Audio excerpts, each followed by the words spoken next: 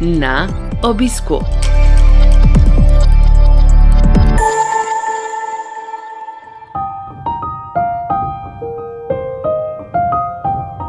Dobrodošli v novi epizodi serije podkastov Na obisku, ki nastaja v produkciji Slovenskega združenja bolnikov z limfomom in levkemijo.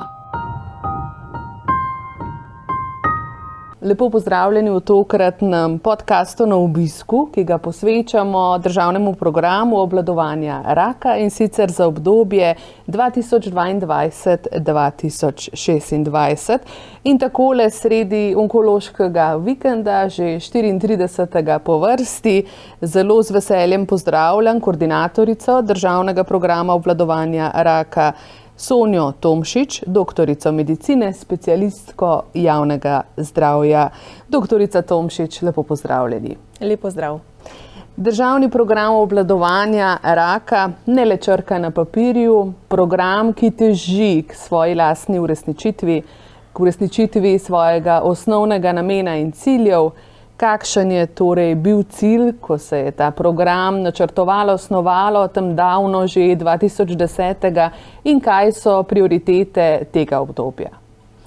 Ja, pravzaprav namen nekih takih strateških dokumentov je seveda, da se v besedi in potem seveda tudi drži tistih zadev, za katere presodimo, da so prioritetne na nekem področju, se pravi z namenom izboljšanja zdravja.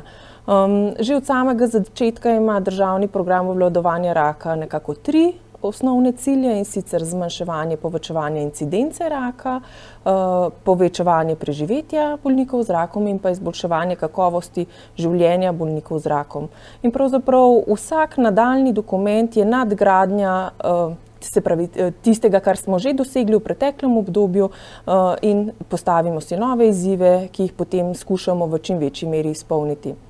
Če mi dovolite, da se ozreva korak, denimo da v preteklost, pravite 3 strateški cilji, se pravi zmanjšanje incidence, torej manj raka v prebivalstvu, manj tega bremena, boljše preživetje in lepše, kakovostnejše življenje bolnikov z rakom. Kaj bi rekli takole po 12 letih, kako smo s to pojavnostjo raka povsod raste, domnevam, da tudi pri nas? Ja, res je.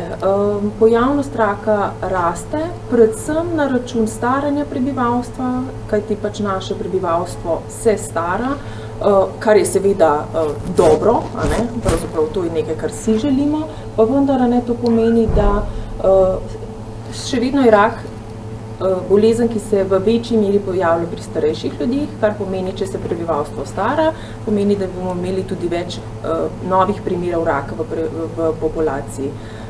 Če pa želimo nekako vsem primerjati, kako smo v nekem časovnem obdobju uspešni z načini obvladovanja, moramo pa gledati starostno standardizirano stopnjo, tako imenovano, kjer nekako izničimo ta element staranja populacije, Tam pa pravzaprav lahko tudi v slovenski populaciji opazimo, da smo bili v teh letih uspešni, kajti incidenca se pri ženskah ne povečuje več tako močno, kot se je prej, pri moških se je pa pravzaprav celo trend obrnil navzdol.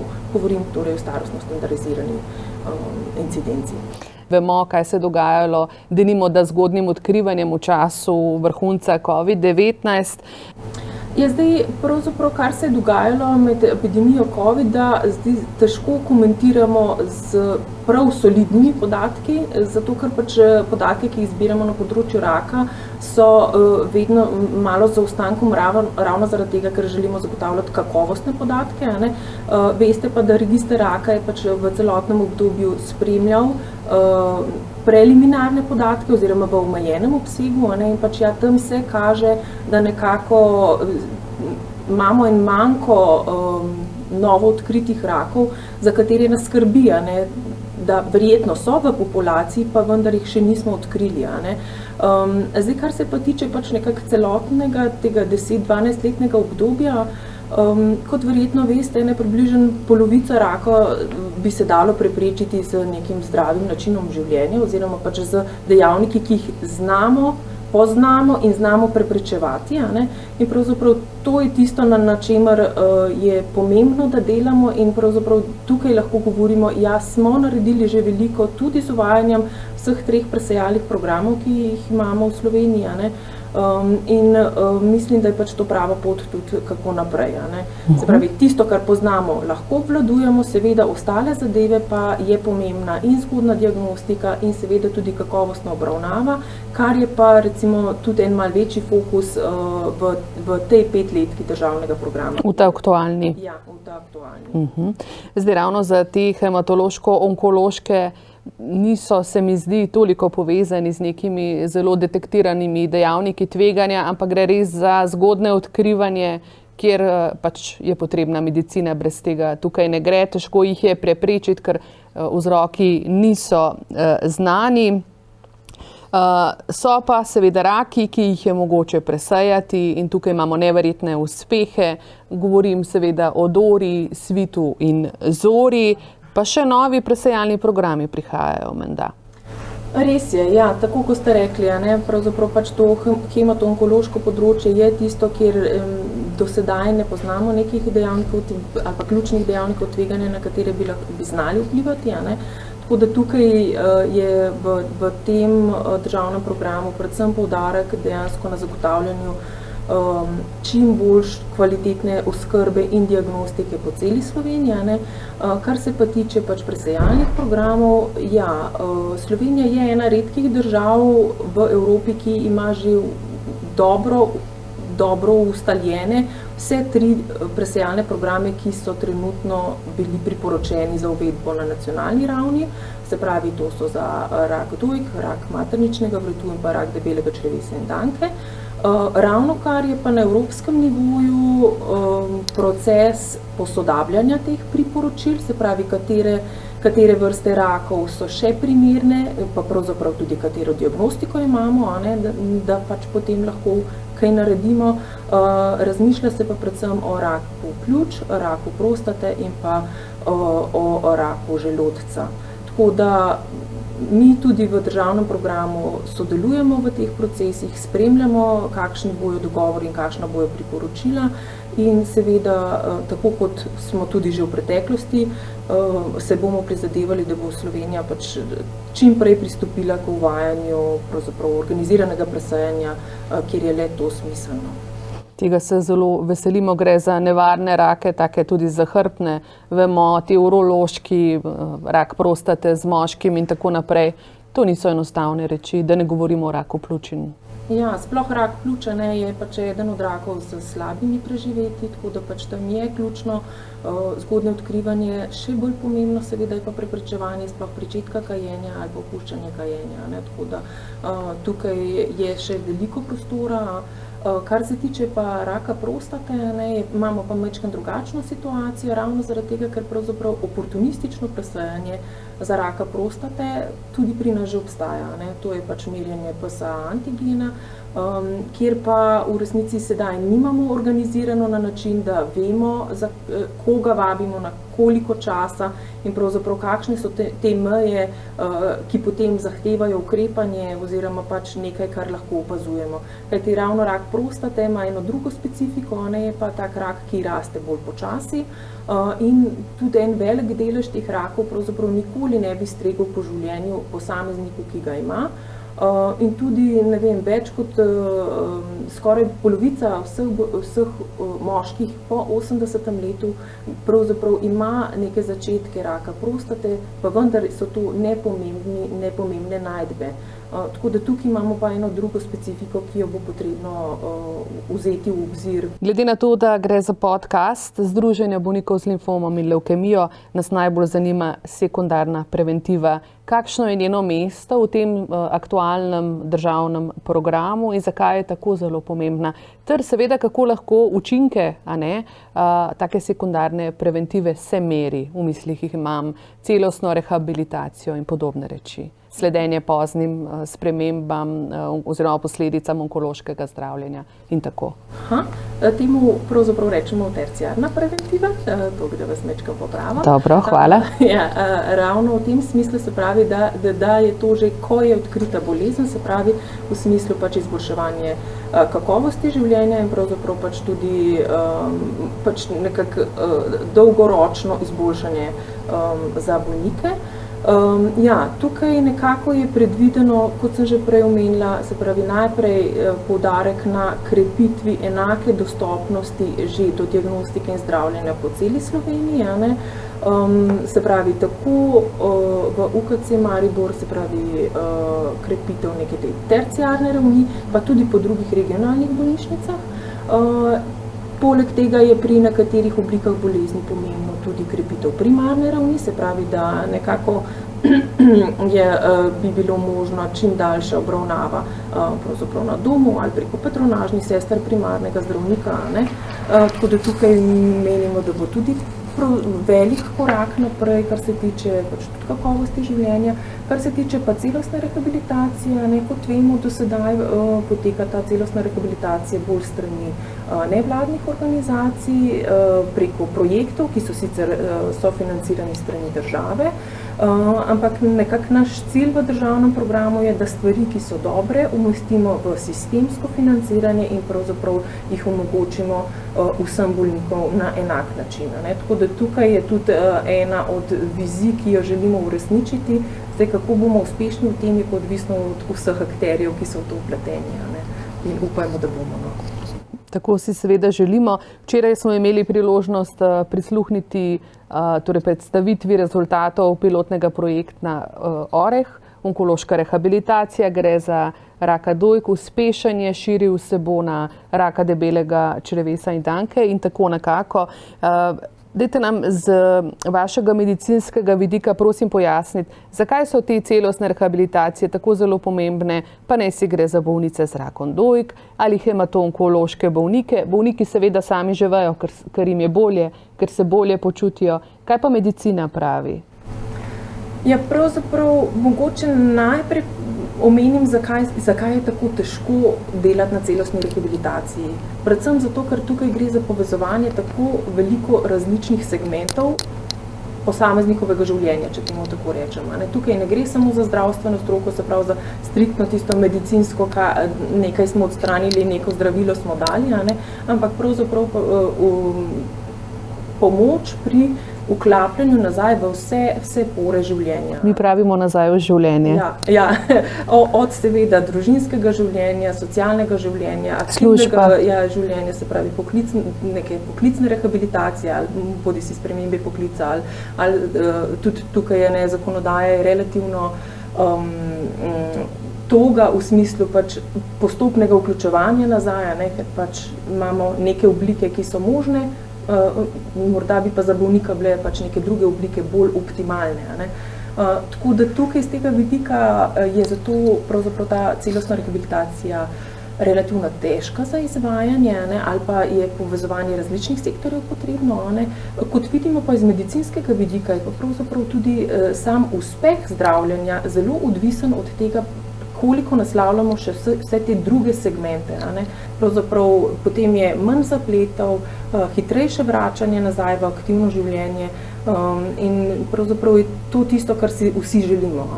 Razumevanja tudi medicine tega bolnika celostno, kar si seveda prizadevamo zagovorniki bolnikov za celostno obravnavo, še prej v teku zdravljenja, že same diagnostike. Tukaj so sorodne reči, ta pogled širok, integrativen. Zagotovo, zato pravzaprav tudi recimo pristopi pri tem pilotnem projektu OREH, ki ste ga omenili, pravzaprav segajo od same diagnoze dalje. Se pravi, ne da začnemo potem, ko je zdravljenje zaključeno, ampak pravzaprav že takoj. Da že naslavljamo pač neke stranske učinke zdravljenja in jih skušamo preprečiti. Se pravi, da se sploh ne bi pojavljali ali pa da bi se pojavljali v neki manjši meri.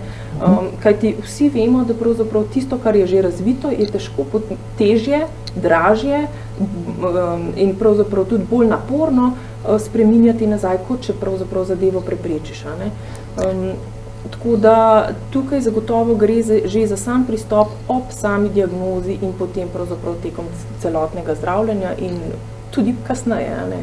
Gotovo poznate tudi naš projekt celostne rehabilitacije Skupaj na poti do zdravja. Nazaj v življenje že 6. leto se izvaja, pol leta traja strokovno strukturiran program, 3 moduli, torej fizikalno-gibalni, psihološki za strokovnjaki z Onkološkega inštituta in kliničnega oddelka za hematologijo. Torej, ta program sofinancira Ministrstvo za zdravje od samega začetka in seveda sodeluje Združenje hematologov Slovenije.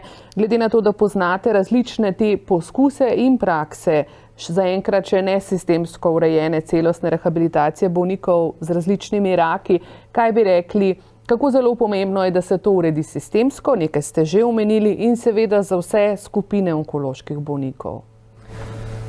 Ja, menimo, da pravzaprav je na področju celostne rehabilitacije smo majčkeno zadaj, no, kako naj temu rečem. Se pravi, nekako vidimo, da je še veliko korakov, ki jih lahko naredimo in ki jih lahko pravzaprav umestimo v sistem tak, kot je. Se pravi, tukaj ne gre nujno za uvajanje nekih visokotehnoloških zadev, ampak pravzaprav gre bolj za povezovanje med različnimi strokovnjaki, med različnimi ravnmi zdravstvenega varstva. Se pravi, govorimo od terciara, ki se potem povezuje na sekundar in pa seveda na primar.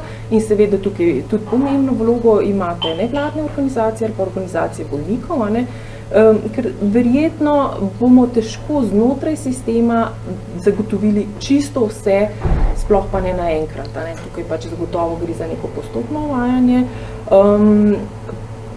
Pa vendar si želimo, da bi bilo to na voljo vsem, se pravi, ne glede na to, kje živiš, ker veste, da v velikih mestih je velikokrat več možnosti, že ne vem, če rečemo za neko telesno dejavnost organizirano ali pač ne vem, tudi psihološko podporo ali podobno, in pa seveda za različne vrste rakov. Se pravi, vemo, da so nekatere potrebe specifične za posamezne rake, nekatere so pa seveda skupne.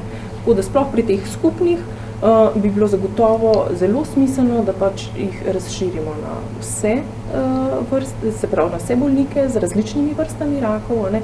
V tej aktualni petletki, v tem programu DPOR, katerega koordinatorica ste in ki je, čeprav razumem, izšel nekako izpod okrilja Ministrstva za zdravje na koordinacijo, da rečemo, Onkološkega inštituta kot seveda glavnega onkološkega centra, tudi akreditiranega v Sloveniji. Tam notri sem prebrala, da torej konkretno za rehabilitacijo hematološko-onkoloških bolnikov ne bi tja enkrat do leta 2026, pa se vendarle uredila reč sistemsko in se ta rehabilitacija prenesla v izvajanje na klinični oddelek za hematologijo. To so bili smeli načrti, veliko potezni, saj smo šele na začetku te petletke, pa vendarle, kako realne so te možnosti, si jih je moč obetati. Pravzaprav bi na ta odgovor zelo konkretno težko odgovorila, ker mislim, da nihče od nas ne ve, kaj bo čez 5 let. Če bo še kakšna epidemija vmes usekala,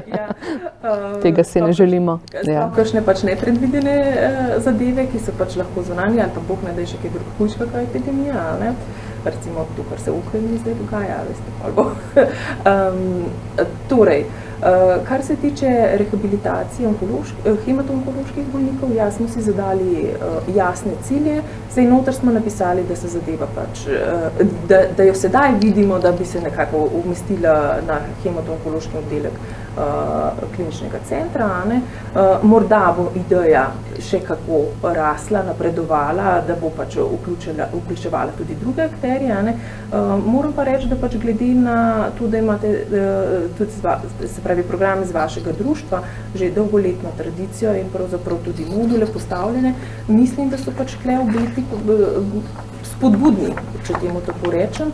Zdaj zagotovo pa je tukaj pač glavno, ali pa zadnjo besedo bo imel seveda financer, oziroma pač v našem primeru zdravstvena zavarovalnica, ampak tudi pač strani državnega programa si bomo prizadevali zadeve, ki smo jih noter napisali, pač tudi uresničiti oziroma pač vnesti v prakso. Vas prosim, proti koncu najnega pogovora greva za eno oceno vloge civilne družbe, organizacij zagovornikov bolnikov pri obvladovanju raka. Če tako zelo na široko postavim to vprašanje, dolga je tradicija različnih zdravniških oziroma zdravniških združenj, pa seveda tudi združenj bolnikov. Kaj bi rekli, kako prispevajo k obvladovanju raka?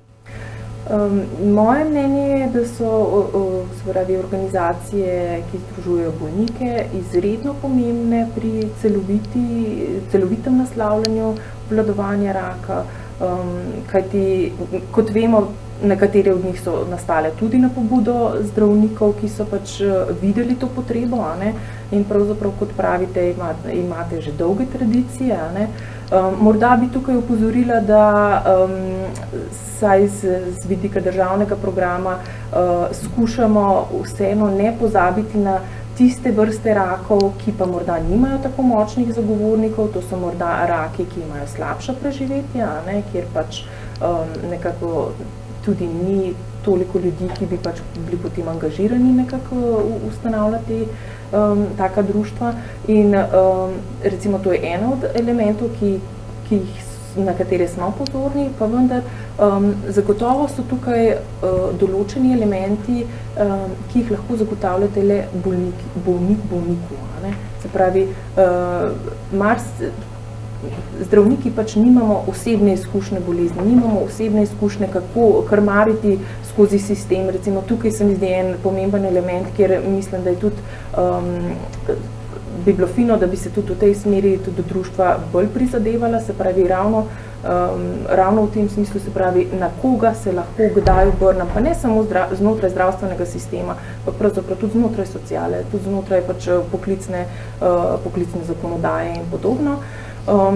Zagotovo pač ste tudi v preteklih letih imeli številne doprinose na področju nekih informiranj različnih javnosti, od strokovnih javnosti, pa govorim lahko izven onkologije ali pa tudi onkologije, se pravi v zdravstvenem sektorju, pa tudi širše, se pravi, kar se tiče splošne javnosti. Tako da tukaj je veliko enih področij, kjer vidim, da je pomembno sodelovanje, se pravi tako zdravstvenega sistema in pa nevladnih organizacij, in vesela sem, da v resnici imamo veliko močnih društev, ki ste tudi na mednarodni ravni prepoznani in pravzaprav tudi se vključujete na mednarodno ravni. Doktorica Sonja Tomšič, najlepša hvala, da ste si takole sredi te konference vzeli čas, z nami poklepetali. Naj gredo vaši cilji, naj bojo čim prej uresničeni, da bo obvladovanje raka v Sloveniji čim bolj uspešno in da bodo bolniki imeli čim boljše izide bolezni. Hvala lepa. Najlepša hvala in se veselim nadaljnega sodelovanja tudi z različnimi društvi na tem področju. Hvala. V našo družbo vabljeni spet čez 14 dni. Na slišanje!